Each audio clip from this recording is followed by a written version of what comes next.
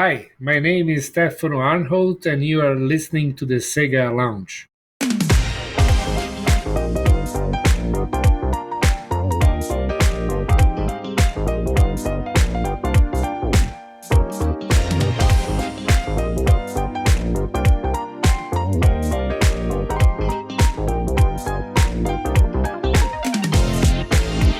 Welcome to the SEGA Lounge, where we celebrate our love for all things SEGA, including the games, the music, and the community. I'm your host, KC. Join me as I talk to different guests and learn more about their projects and passion for SEGA. Welcome back to the SEGA Lounge. This is episode 199. 1 week away from our 200th episode celebration. Stick around until the end to find out what's going to happen next week. But first, if you're new around here, welcome to the SEGA Lounge. Feel free to follow the podcast on your preferred app. Feel free to leave a positive review. And since sharing is caring, let your friends know about us and the good work we do every week. If this is your first time, there's plenty more content to check out. Our website, thesegalounge.com, has a nifty feature called Categories. If you're interested in a particular theme like Sonic the Hedgehog, Shenmue, or even music, browse that section of the website to find specific episodes of the show covering those topics. Anyway, thank you so much for joining me. We've got a really special guest this week.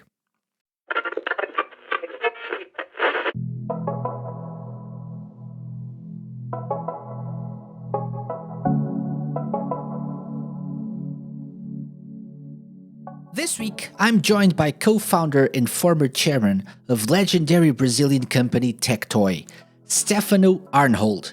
Stefano was kind enough to agree to have a chat with me and explain what it was like to create TecToy and team up with SEGA at a time when the gaming landscape was completely different in Brazil. We covered the challenges, the successes, and even how he got Formula One pilot Ayrton Senna to collab with SEGA. Stefano is a true industry legend, and I'm delighted to share our conversation with all of you.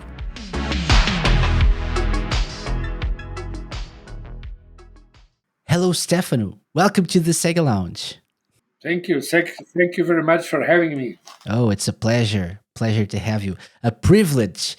As we were saying before we started recording, you are a legend, a video game legend. So it's really a pleasure to have this chance to talk to you a little bit about, especially the history of video games in Brazil, right? Which is, I am not sure if it's talked about a little bit, but I think more people from like English speaking countries need to know about how you and other people helped the video game industry become something that is completely different.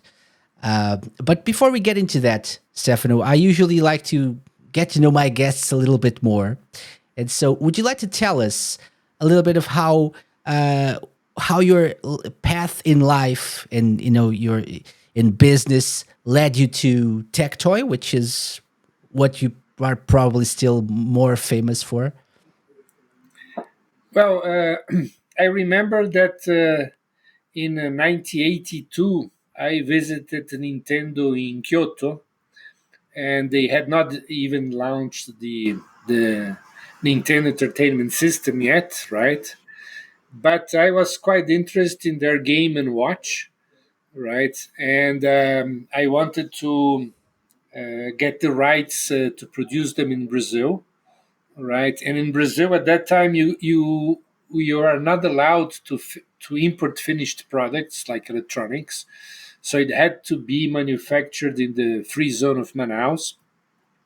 And I was working with my uncle in the photographic branch. I was visiting Minolta, which we represented in Brazil, which was in Kyoto, right? And we had an excellent meeting and a possibility to develop this industrial project with them. But my uncle was not really fond of starting, let's say, a factory in the north of Brazil, right? And then I left the company and went to work with Sharp. Okay. And the beginning of '83, when there was discussion about the representation of Atari in Brazil. Atari was bought by Warner, right? Hmm. And so Sharp negotiated with them, but the winner was Gradiente with Polivox. They got the rights to manufacture in Brazil, and we at Sharp got the rights from Intellivision to from Mattel Electronics to manufacture television in Brazil, right? Okay. So, and then in '87 we left Sharp and founded TecToy when we started the introduction of 8-bit with SEGA in Brazil. So that's how I Yeah. entered in the video game area. Excellent. Okay, that's interesting. What led you to visit Nintendo in Kyoto? Did you already know that they were doing something special over there? Were you already familiar with the world of video games? Maybe from a business point of view or something? Yeah, well, at that time, which we were really seeking to get the rights for Game and Watch, the Yeah. LCD game. So this was our main focus at that moment, right? Okay. And and we concentrated, let's say, our talks on that product, right? And I did not even know at that time when I visited them that they were developing the NES, right? Yeah. This I was really focused in the Game and Watch when I Okay. visited them. Okay. Okay. Yeah, because at the time there wasn't. They were more like a toy company, not A card company, specifically car. a, Exactly. a card company, not First a, of re- all. First of all. yeah. Yeah. The essence of a quite a traditional company in traditional Kyoto. It was quite interesting to discuss, let's say, technology. It was really interesting. It was a pity that my uncle did not really like the idea, but Were that's they open to it though? they were not really fond of the supplying in CKD form, right? They really they to be straightforward. They hated the idea. They didn't like it at all. But they there was a possibility of a trading company to acquire the product from them, dismantle it, and send in parts and pieces to us for Okay. us to rebuild it in Brazil. So, if we, in one moment they were not really fond of the idea, on the second they brought this how you say trading company. It was their idea, not ours. To let's say to find a solution, and Yes. in fact they were very open to the idea as long as they did not have to supply us in CKD form. Okay. Okay. And so I think this is a very important bit of information for people, watching or listening to us and not familiar with the market in Brazil at the time. So you mentioned briefly, and I don't have all the information because I'm from Portugal, but from what I know, so importing a product had high costs, right? So Very if you high. wanted to like buy a console or any kind of electronics from another country that was manufactured in another country, you would have to increase the price of that product by a whole lot, right? So that's why you mentioned the need to assemble or build the products in Brazil.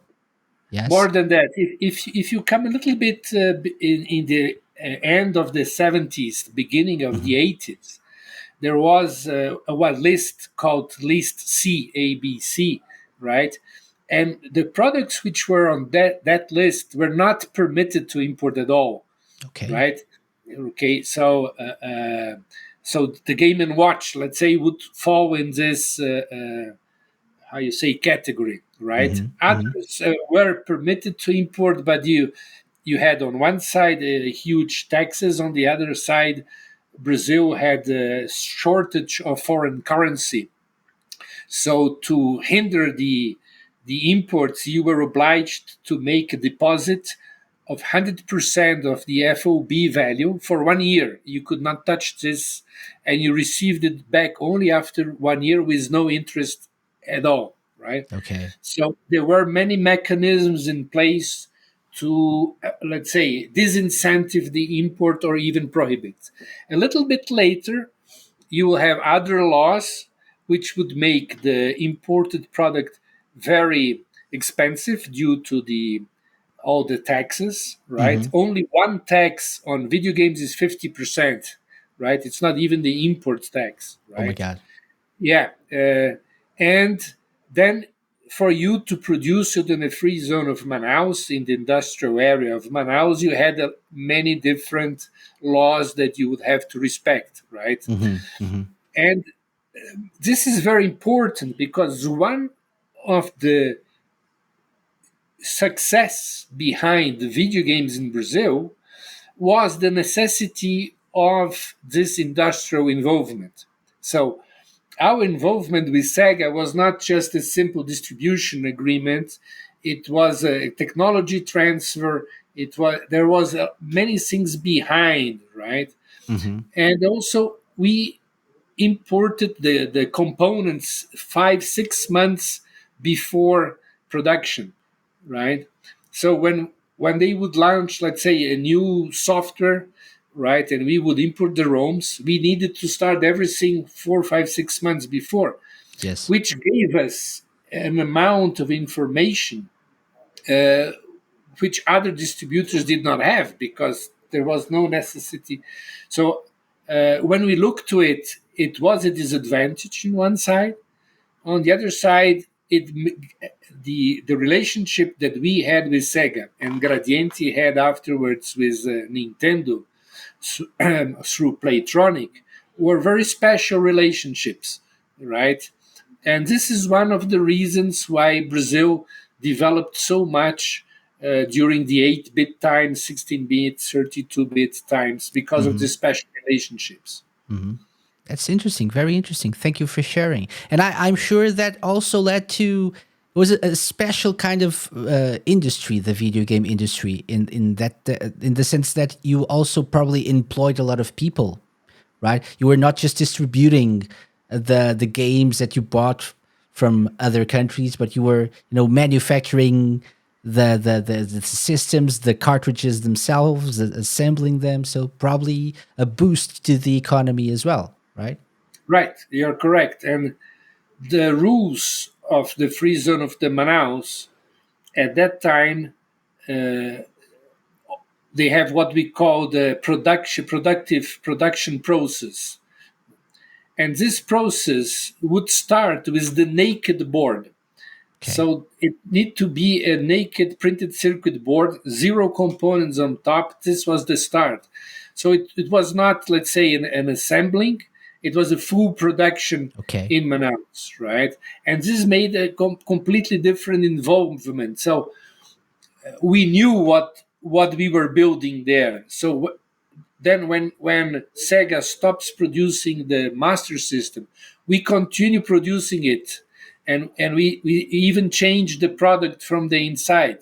By the Mm-hmm. way, Master System is still be built today in TecToy, right? Yes. Yes. It's one of the few products in the world in consumer electronics which is being built non-stop, right, from 1989 until 2023, right? And one of the Amazing. reasons is because we knew very well what we were doing and had the knowledge, Exactly. right, to do it. So that's why when I say this was on one side a big burden, on the other side a big opportunity. Exactly. That's very interesting. That's amazing. Thank you very much for sharing that insight into the industry. So, going back a little bit, so you already told us you quit your uncle's company, you went to Sharp. Why did you end up founding TecToy? What was your goal by doing that? Mr. Daniel Dascal was my boss at Sharp, and he was the vice president in charge of the Sharp division. Uh, we belonged to a big group which had banking companies, had computer companies, had other companies, and inside this big group, one of the largest in Brazil, there was what we call the Sharp division, Hmm. and he was in charge of this division. And then in the beginning of 87, he decided to leave, right? But he didn't know exactly what he wanted to do. And then he started a company called Elsys, which is short for electronic systems and still exists today, by the way. Hmm. And this company was specialized in helping companies in electronics, right? We are now in 87, and the first company which was the client from Elsys was Whirlpool, Okay. right? Yeah, so Whirlpool was not necessarily specialized in the electronics for washing machines, and the first product that this company developed was an ASIC, a specific chip for the reversion control of the motor for the washing machines, right? Okay. So, and Mr. Dascal started to study different sectors of the industry where the companies in Brazil or worldwide were not very developed in electronics. And then he came to toys in Brazil. And in Brazil, there was a company exists until today called Estrela, which had more or less 55% of the market, the clear leader, and 50 years of age already. And they were not really fond of electronic toys and video games. So Mr. Dascal said, well, instead of helping them if they don't want, why don't we do it ourselves, right? Okay. So he went to talk to the owner of a big electronic company in Brazil at that time, which was called Evadim, and they were the agents for Mitsubishi, and they were during some time market leaders in Brazil in color TV sets. Mitsubishi brand, Hmm. very famous for very good quality, right? Yeah. And together with this company, we then founded TecToy. Okay. Okay. Interesting. Yeah. And so going back to, or going back, no, going a little bit forward, maybe to the relationship with Sega. How did that happen, and how did you end up being able to get in touch with them, and maybe even convincing them, I think, to collaborate with TecToy? Yes, well, we were when the idea of creating a company dedicated to electronic toys. Of course, number one product in this segment were the video game, Hmm. right? So we were already looking at Sega with special eyes. Okay. But the relationship started with Zillion, the laser tag, right? And this is very important because we started the relationship and it was our first product that we launched, right?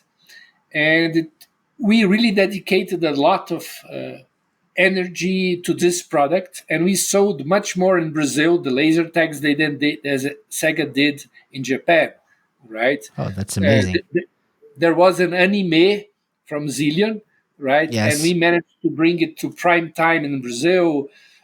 We really put a lot of effort. We spent a small fortune in advertising. We created a TV ad for introduction, which was really, really something, a breakthrough in communications for toys in Brazil.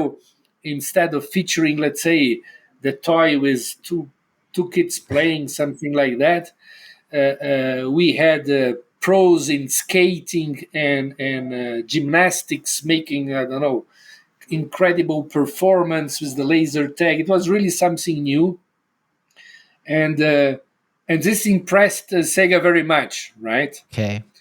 On the other hand, I don't know if you remember, but Tonka was distributing 8 bits for Sega in USA.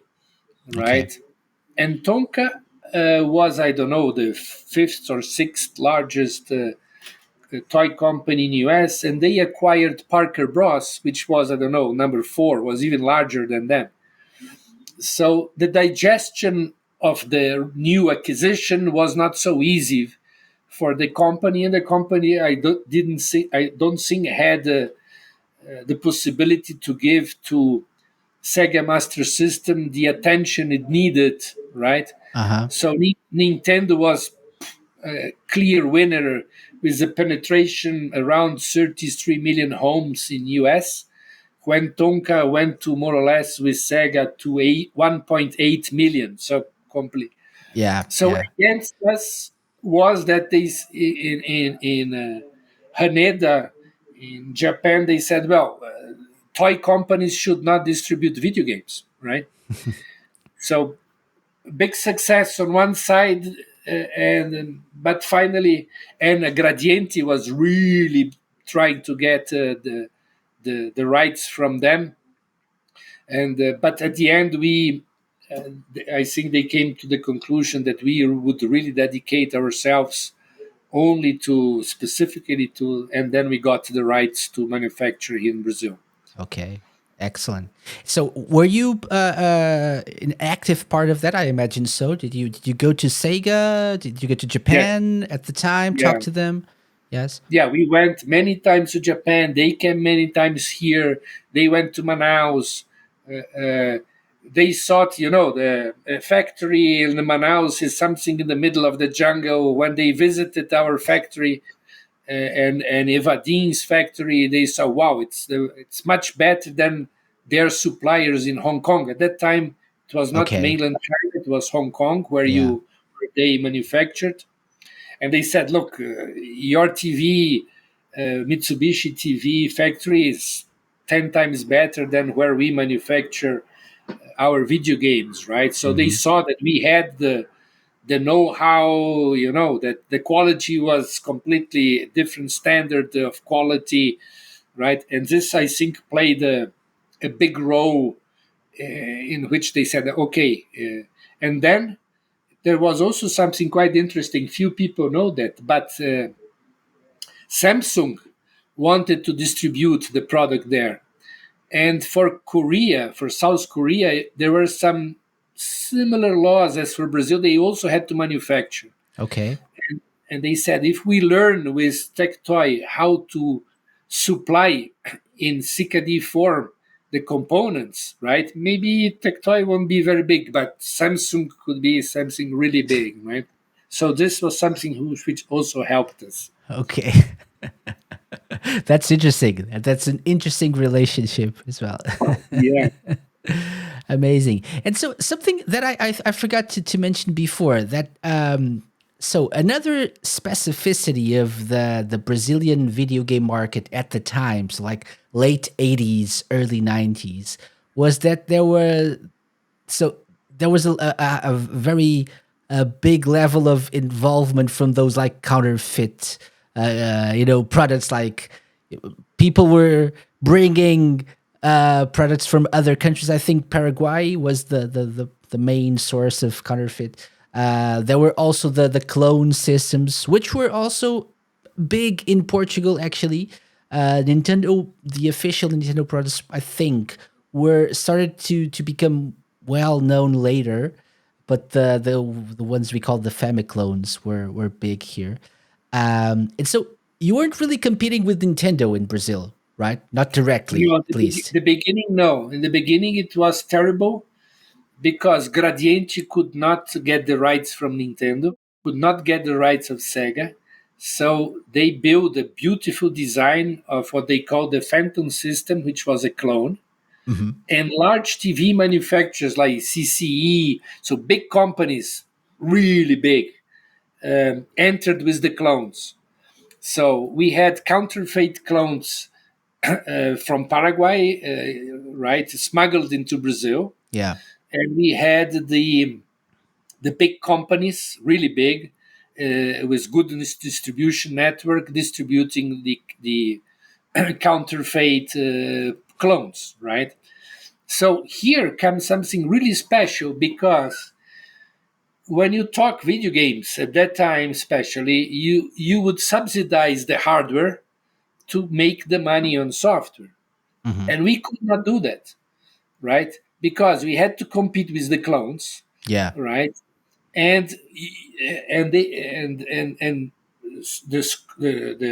8-bit software at that time was 100% counterfeit, right?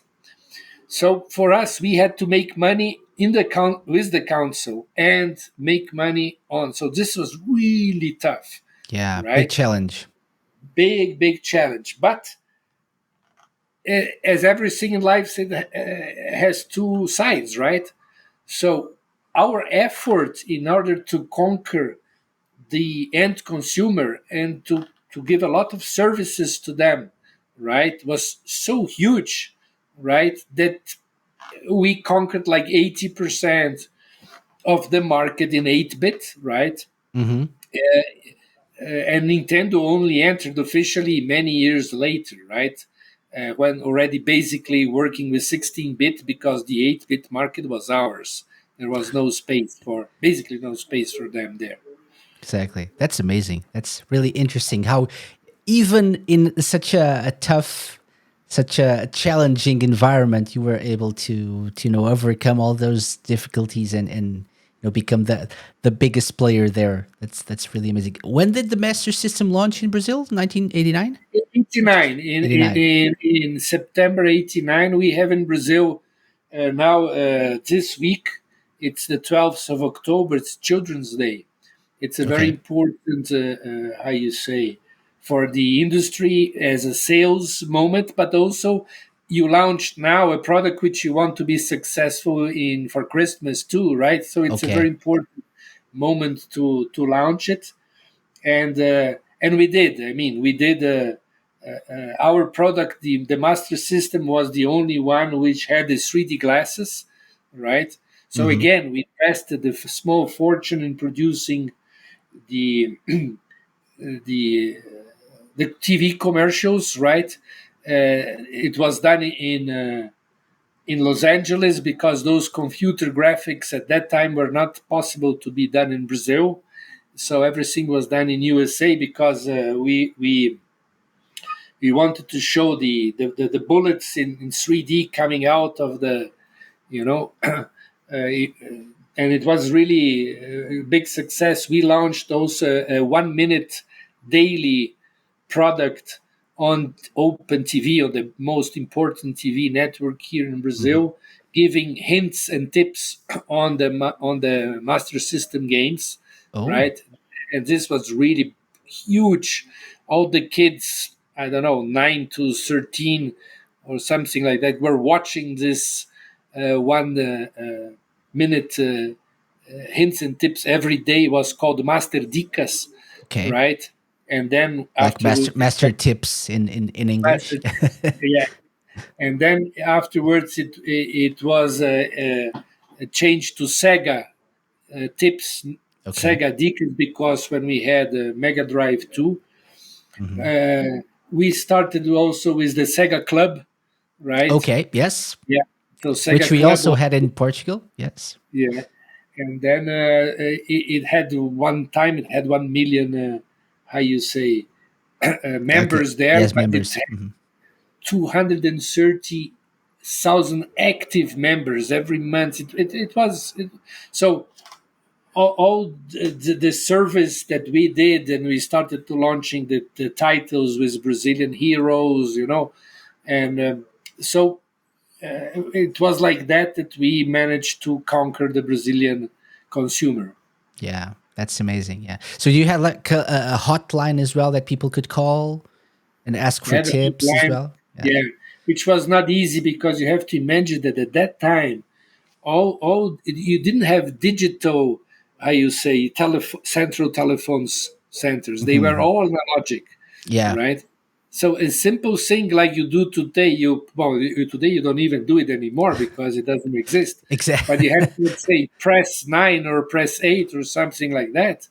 To do this analogically, oof, was not easy, because you had to count 1, 2, 3, 4, 5. It was it was not easy. Yeah. But at some moment we were answering like 50,000 calls a month, and we Yeah. were answering them below 20 seconds. Yeah, we had a huge, when you told that we were hiring lots of people, we had a small army here in Sao Paulo just to answer the hints and tips and the questions. Okay, that's amazing. And that's something that the fact that you were actually officially working with Sega, you were able to do that, right? So Right, the other clone the clone companies and that the companies that were distributing the clones and stuff, they couldn't offer that to their customers. So that's a big advantage as well, right? right. So we invested we did a lot of research with the end consumer, right? And we went a lot. We visited Sega of America many times also because it was, let's say, United States was much more similar as a market than Japan, of course, for Of us, course. right? Yes. And they had a concept. Which some very very good concepts, which for us we learned a lot, right? And they had one which was what they called schoolyard gossip. They said when the kids at school are talking about your product, about, let's say, the junkie pool for the Alex in Miracle World, or Alex Kid The in Alex Miracle Kid. World, Yeah. yeah. When this happens, then you are in the game, right? Yeah. So we worked a lot with this, and I think we did it. So here in Brazil, if you were a young man, 12, 13 years, and you did not know the Alex Kidd and Miracle Junkie Pool sequence, I mean, you are nobody. You forget. You're not getting chicks. You You're forget. not cool. Not cool. You're not true at all. So we worked a lot, and they helped us a lot, and we really invested, Mhm. and we were really very fortunate to have the support from Sega of America. Yeah, awesome, awesome. I didn't know that you worked closely with Sega of America as well. Yeah, and so Yes, you had you went to Sega of Japan, Sega of America. You shared knowledge. yeah. Yeah, Our official relationship was with Sega Japan, of course, right? But in the marketing side, we did a lot of with Sega of America, because, and then with Sega Europe also. We had here, they did a fantastic series of completely disrupting commercials, right? And we were able to use their idea. We filmed them again here in Brazil, but we used their concepts, and we learned a okay, lot with them. So wherever there was something interesting in Sega worldwide, we would go there to learn, and to try to adapt to Brazil. okay, okay.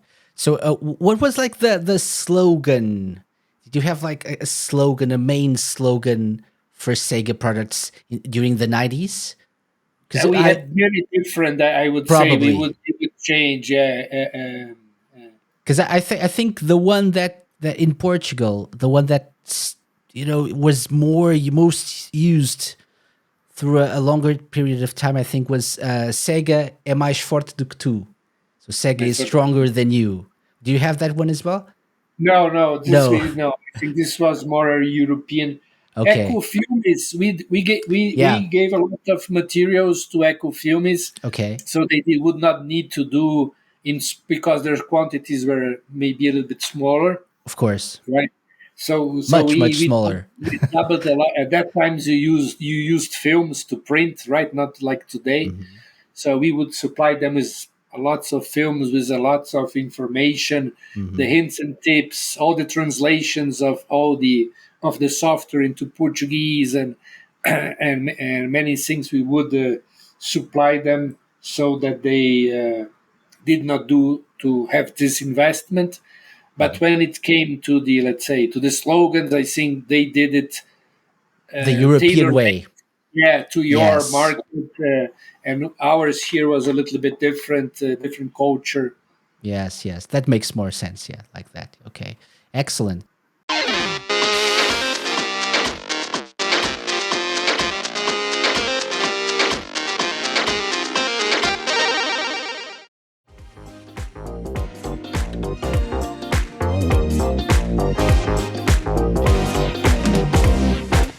One of the things that you mentioned before, using Brazilian heroes and bringing them to the video games world.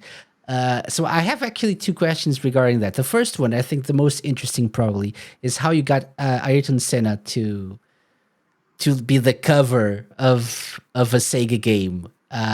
So Super Monaco GP II, right? That many people, I think many Sega fans around the world, regardless of being Formula One fans or not, they are big fans of that game. Um, how did you get that to happen? Because, I don't know if was Senna big in Japan at the time. Probably. Yes, yes. Okay. It was interesting because you have to imagine that Sega stopped 8 bits and we continued. Okay. Sega stopped 16 bits and we continued. So we had to reinvent 8 and 16 bits with new games because they were not being produced anymore, right? Hmm. So we were here, let's say, trying to find every opportunity in order to strengthen the lineup of new 8-bit, 16-bit game gear, which was quite related to Master System Hmm. and Hmm. so on, right? And of course, in Brazil, Ayrton Senna was really extremely famous, right? And many times we were proposing things to Sega in Japan, and they did not really understand why we wanted to do it, but they had big confidence in us and say, if you say it's good, go and do it, right? Okay. But when we came and we said, look, there is this opportunity for us to develop Ayrton Senna game. Immediately they knew who was Ayrton Senna because he was driving McLaren powered by Honda Oh.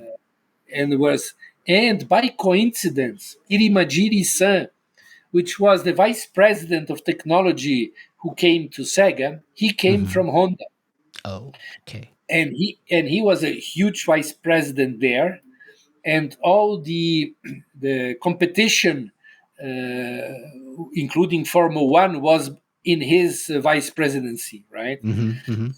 So it was the first time that we brought an idea, and they immediately said yes, right?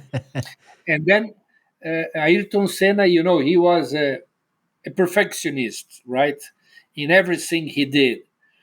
So when we started the development with he wanted to know the details, and we had meetings with the development team. At that time there was no Zoom, so those meetings had to be face to face, right? In Japan, Exactly. not so easy, right? And for instance, he said, I don't like the zebra because when you pass with the car on the zebra in the video game, you lose points, you damage the car. That's not true because when we race, we use the zebra as a support for our turns. Okay. Not too much because then we damage, right? And the Japanese said, yeah, but we cannot change it. And he said, well, you need to change it because what you're doing is not correct, right? Hmm. And he fought until the Japanese said, okay, you won. We are going to change everything, and until certain use of the zebra, nothing will happen.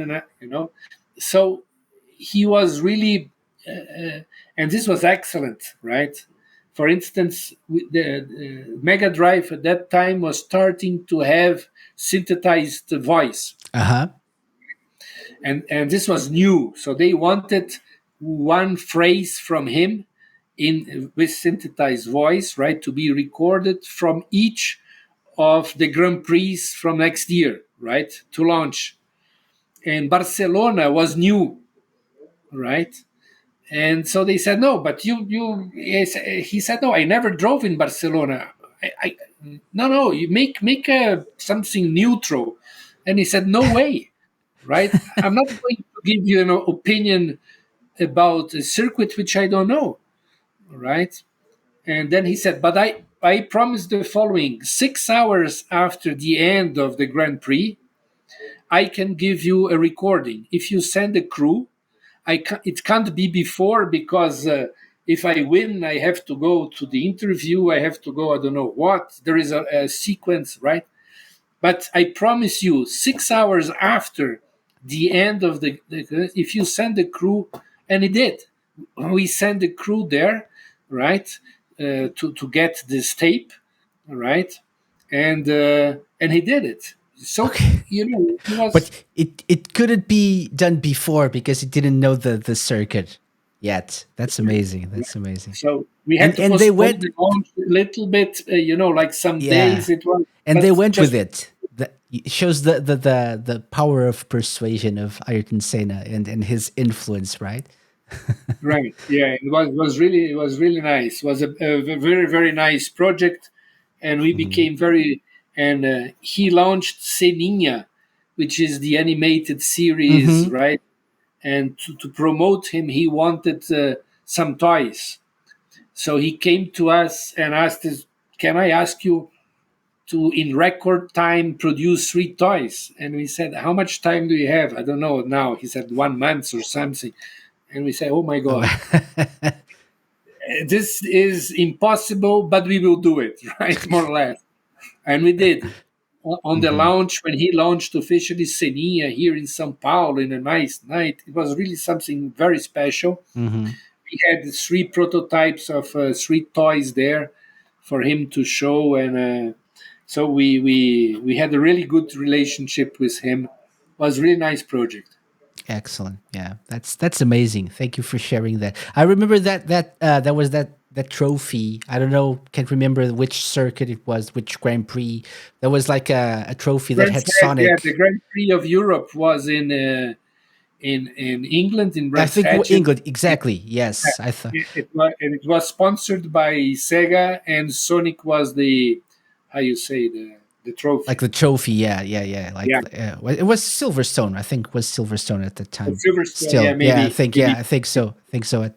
But yeah. So I think, at least for me, when I thought of Ayrton Senna in a certain part, in a certain way, I also thought about Sega and Sonic. So that's interesting that you got him to do this as well. Amazing. Okay. The other thing that I was thinking about when you talked about like specific things from Brazil that you got into games was like the adaptation of certain games from Sega, and you adapted them to things from the Brazilian culture, right? Like pop culture and cartoons and things like Turma da Monica and things like that. How did you? Was that easy to do? Was that easy to get them to agree to for you to to alter the games, to change them to Yeah, those? easy. It's not a good, maybe good word, but we were always trying to innovate and to keep 8-bit and 16-bit alive. And after and we had a approval process with them for everything, for the TV commercials and so on. But we start doing so many TV commercials, so many printed ads, so many things, that one day they say, wait, we cannot, we don't have time to, we are just working, just improving your stuff. We don't have the staff to do it, right? Give us the general ideas of your plans, right? And you have basically our authorization to do it, right? And so on. When it came to product, there things were a little bit more difficult. And when it came to games, of course, all the rights were complicated. There were games with 7 different rights, the music, I don't Mm-hmm. know. So, but they were, let's say, they always helped us very much, Mm-hmm. trying to get those rights. And sometimes they said, yeah, there is a small part of the music which this right was lost, and we will not have them for Brazil. So you have to put another music in this part, right? And so on. So they were open to those things. So we started with Wonder Boy, right? That we changed for Monica, Yes. right?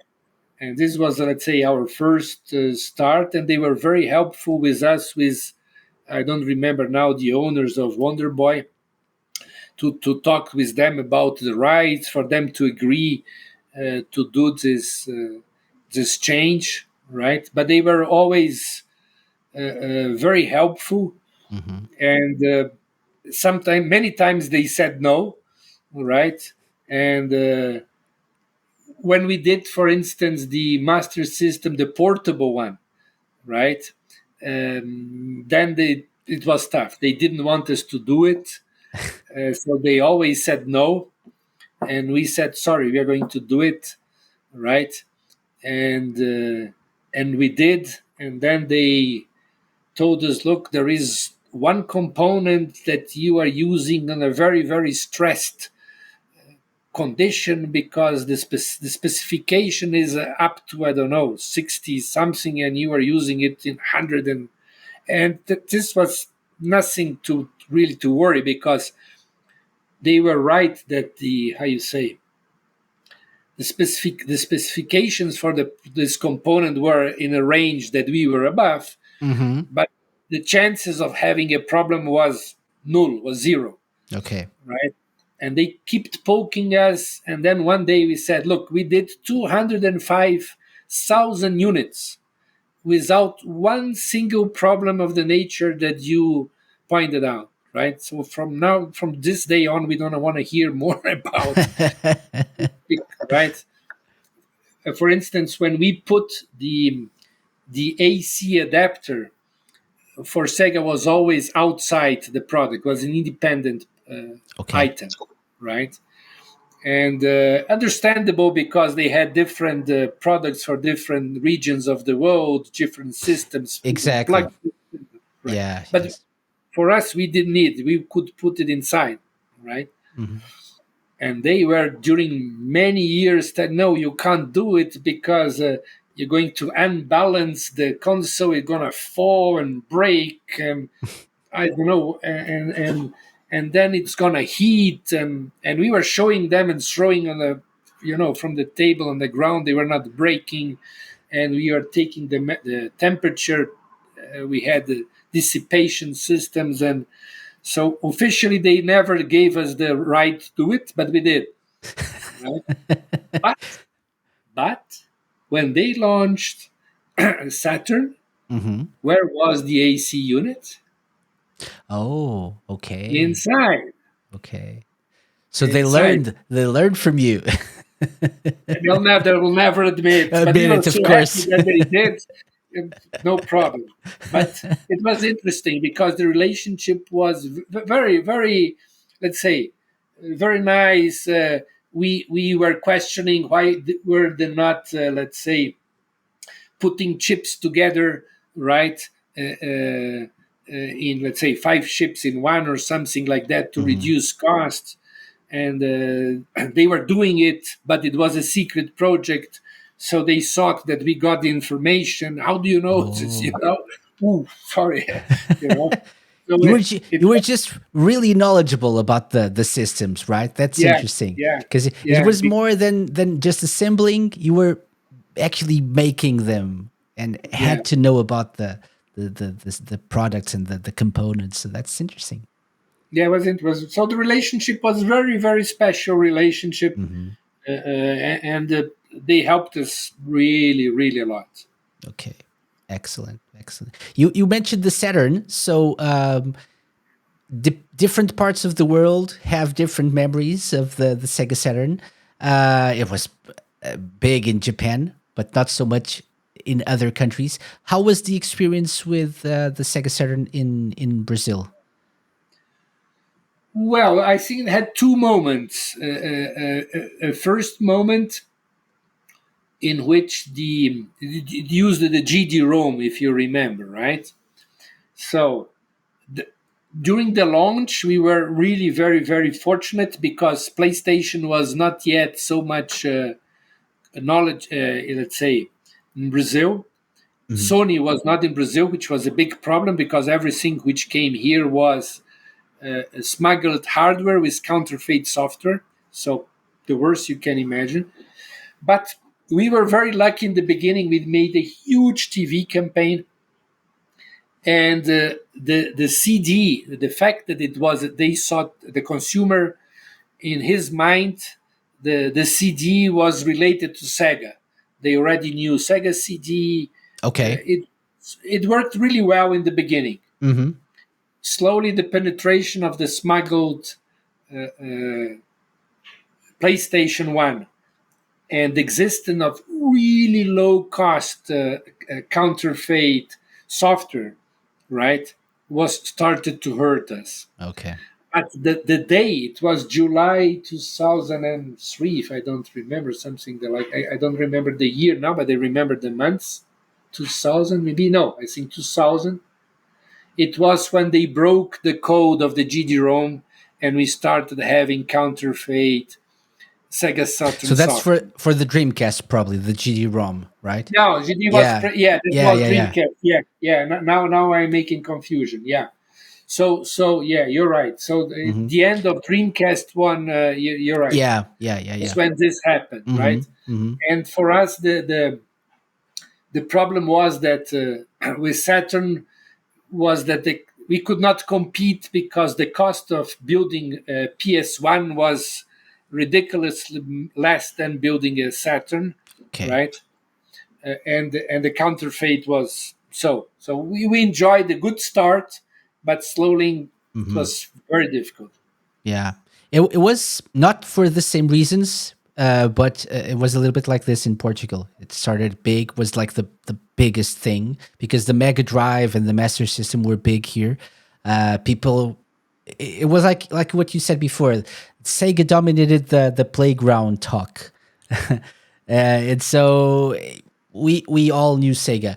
But then at some point, Sony started to gain ground, and I think the confusion in terms of marketing as well hurt it a little bit, and so PlayStation then became the biggest thing here. But yeah, but good times, good times. Yeah. Any specific memories, Stefano, from these the times when Sega were, because TecToy is still producing hardware, still a first party company in terms of video games, like we used to call them. But any specific memories of this time from the Master System to the all the way to the Dreamcast, that is that a particular thing that you hold most dear to you I of think working we with Sega? mentioned, let's say, the opportunities we had, let's say, to work with Ayrton Senna, which was a big one. I think that for me the most important lessons learned was that if you really invest in enchanting the end consumer, Mhm. right? If you really do all you can in order to reward him for having chosen your system, right? The chances of winning is huge. That's for me the biggest learning. Okay, excellent. Yeah, and you really did win, so Yeah, we very did. good. We did. By the way, you mentioned a close relationship with Sega of America as well. So why didn't you go with the Genesis name for the 16-bit console? That's a good question. The Genesis name in Brazil, we wanted to do it, but in Brazil, class 28, which 28.10 at that time were sporting goods, and 28.20 were the toys, right? Okay, So they were in the same class, right? And the brand was registered by Dow Chemical for a resin used in surfboards, something like that. So because of that, we would not be able to use it for in Brazil, okay, right? So the Brazilian Mega Drive is very interesting because we did not like the logo, the Japanese logo. Yeah, So if you look, the Brazilian Mega Drive has the Genesis font and the exactly. Japanese name. Yeah, and even the game boxes also look a Yeah. little bit more like the font and whatnot. Yes. Yes. Yeah, yeah. Okay, I didn't know that. I thought Yeah. it was like something that uh, Japan said. No, no, you have to go with the Mega Drive. No. No. No. No. We were going to use, if we could, we would have used Genesis, but we were not able. Okay, okay, okay. Do you think that the name mattered for the people at the time, or No, I don't think so no? because we did such a successful work with the Master System and with Sega and with TecToy when we presented the 16-bit, right? It was, as you said, it was building on what we had conquered in the market. So Hmm. when we found out that we could not use the Genesis name, for us it was like the end of the road. But responding to your question, it did not matter. No, the consumer didn't matter. Yeah. Okay. Okay. Didn't care. And so, how short of a gap was there between the Master System and the Mega Drive in Brazil in terms of That was release? very short because we introduced the Master System in September 89 Okay. and the Mega Drive in November 1990. Okay. And it was very interesting because we had big hopes, of course, with 16-bit, right? And the first reactions of sales for Christmas 1990, we sold really well the 8-bit system and not so well the 16-bit. Hmm. And we made the research with the kids to find out, right? And it was very, very interesting because they loved the Mega Drive, but they were mad with us because they said they worked very hard to convince their parents to get the 8-bit system Oh. for Christmas, right? And now this was confusing, they so most of them didn't want really that, don't don't make any wave here, don't change.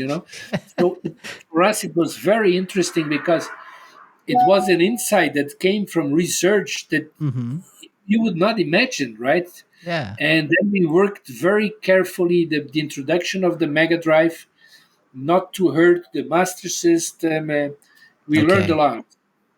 And oh yeah, and that's a difficult balance to maintain, right? So if that was like a year of difference, a gap in the launch of these two products, it's hard to. But it's a testament as well to the good work that you did. That the Master System is still being manufactured and sold Yeah, there. I find it unbelievable because how many consumer electronic products are being still manufactured after so many years, right? It's 26 years now, going to the 27th. So there are very few, Yeah. right? Because I mean, you don't have VCRs anymore, you don't have DVDs anymore, right? Uh, the TV set looks completely different. It's not even the same anymore, right? Mm-hmm. Mm-hmm. And this console is basically still this. It's the same, right? It changed a little bit. Outside is not the first one; it's the second one, right? Mm-hmm. Inside is completely different, of course, but it is the same product, and the software is exactly the same. Yeah. Yeah. So that's a good point. And I don't know if you're still very into the whole what's being done by the community in terms of video games and retro games, but there's a huge scene of people doing or making games for older systems, for retro systems, right? Newer games created by mostly fans or indie developers for older systems. Do you think that somehow and some of the best games are developed by Brazilian community members and indie devs, by the way. Do you think the fact that the Master System had such a long or is still having a long life and the work that you did with the community back in the day, do you think that helped this homebrew scene, these community developers to get into video games and want to develop for these older systems as well? Do you think it has any kind of relation? Definitely, definitely. When we had 30 years of relationship with Sega, we launched the Mega Drive, the original Mega Drive, Hmm. right? Of course, the chips did not exist anymore. We had to really reinvent the product. The audio was not easy, uh, but this was a moment which, when we saw that the audio would be so would not be perfect anymore. We went to the community to explain the problems we had. Right, they offered help, and this showed us that the community was really engaged in development. The technical information that some of those people sent us on the audio was really really high level engineer stuff, not not just a fan, Yeah. right?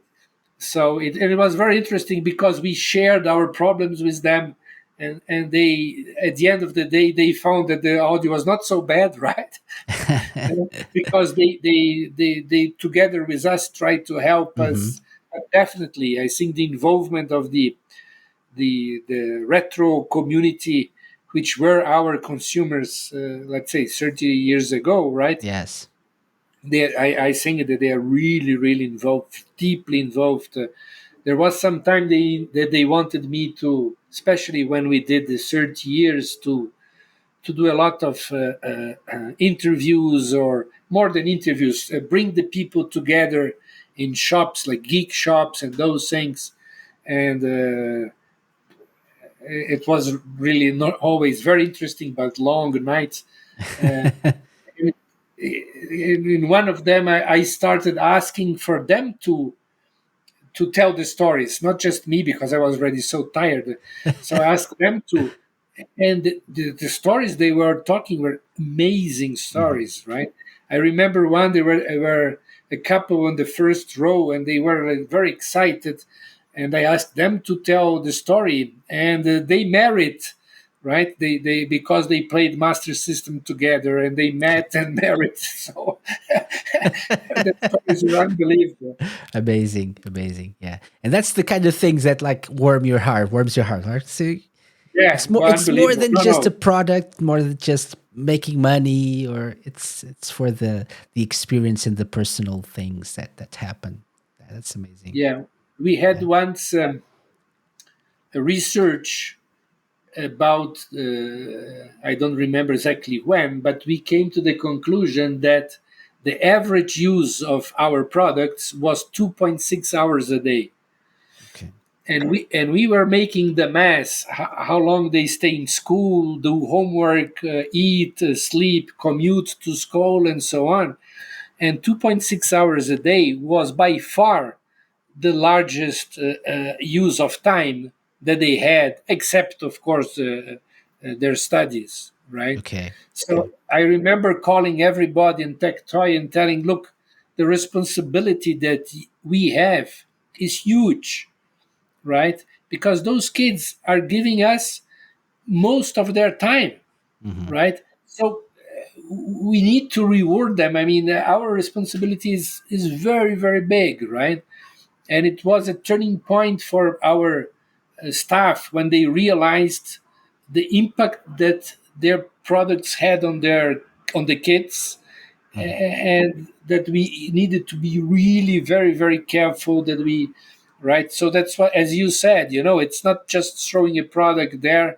It was a huge involvement with the kids. Okay. Yeah, definitely. Okay. Very good.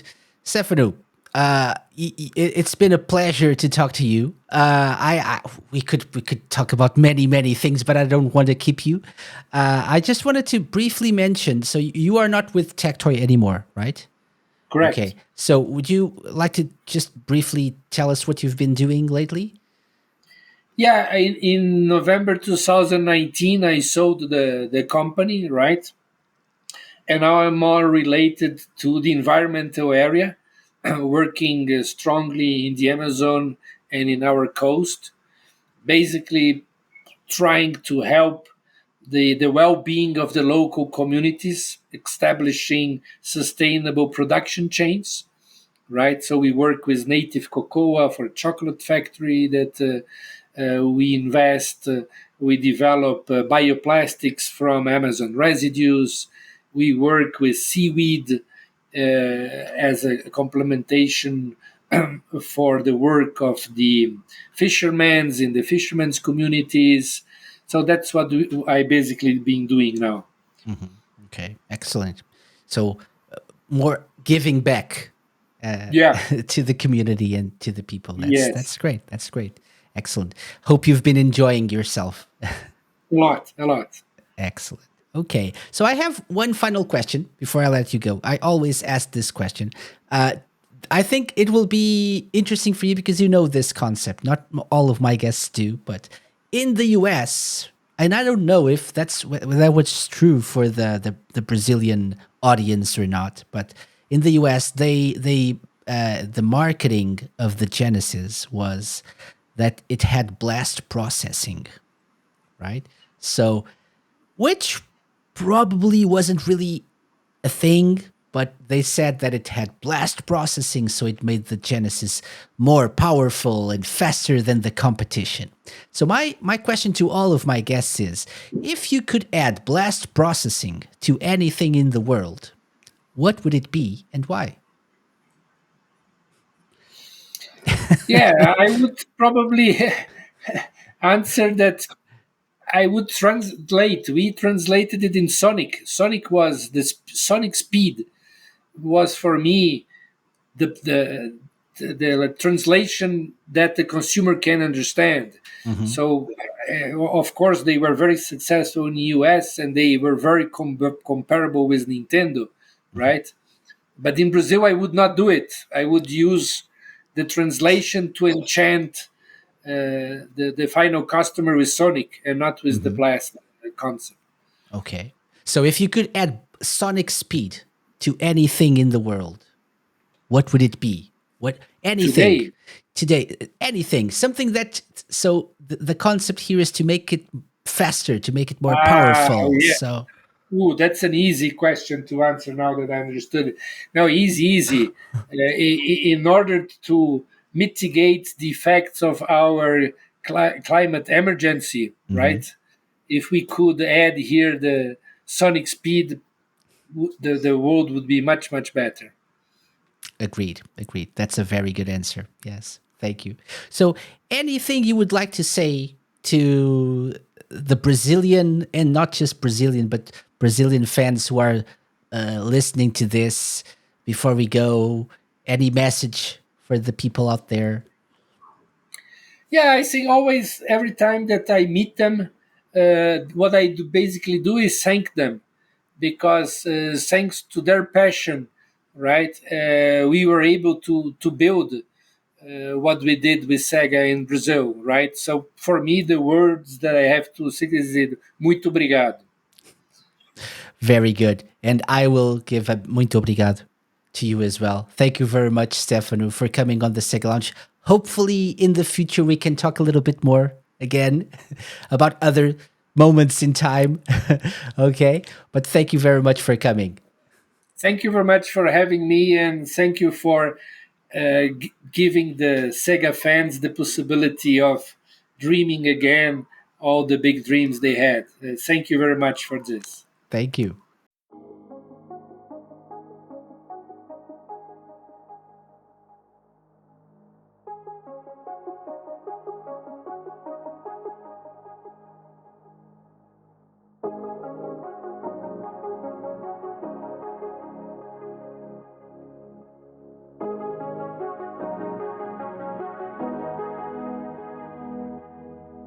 Such an amazing guest. Thank you again to Stefano Arnhold for coming on the show. You probably noticed there was no challenge, but I promise A, we'll do one next time he comes on the show, and B, I'll make up for it next week. What's next week, you ask? Why, it's episode 200 of the Sega Lounge. It's still all a bit surreal that I've done so many shows. So, what am I doing to celebrate?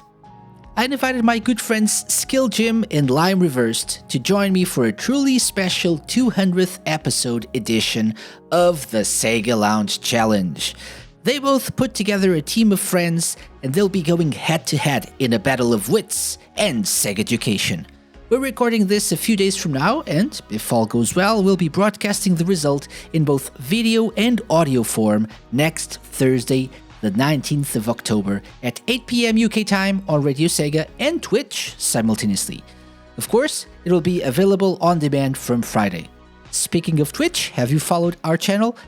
twitch.tv/The Sega Lounge. You should know the drill by now. Lots of hard questions, musical challenges, a very helpful host. It's the Sega Lounge Challenge you know and love, pushed to the extreme.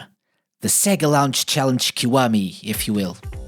I hope you join us then for a very fun episode of the Sega Lounge.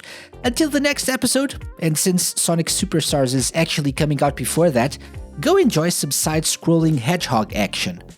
Take care, and I'll see you all next time. Bye-bye.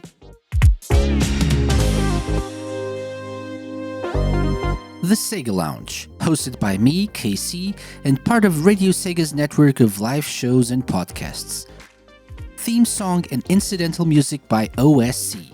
Find them at opussciencecollective.bandcamp.com. Got any suggestions? Drop me an email to podcast@thesegalounge.com. Find us at The Sega Lounge on Twitter, Instagram, and Facebook. You can find previous episodes of the show by going to thesegalounge.com and wherever fine podcasts are downloaded.